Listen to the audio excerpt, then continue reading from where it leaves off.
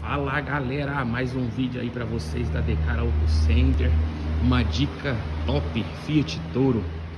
Estamos com essas joias aqui, famosa 4x4, 16 válvulas. Tem um Golf ali também, cabeçote já fora já. Essa semana foi a semana do cabeçote. Vamos que vamos. Sem mais delongas, vamos pra dica. Combinado é combinado. Vejam só, Fiat Toro dando um barulho.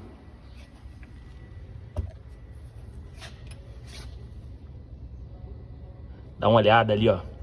A barra estabilizadora raspando no agregado.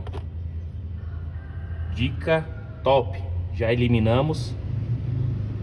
Deixamos mais longe.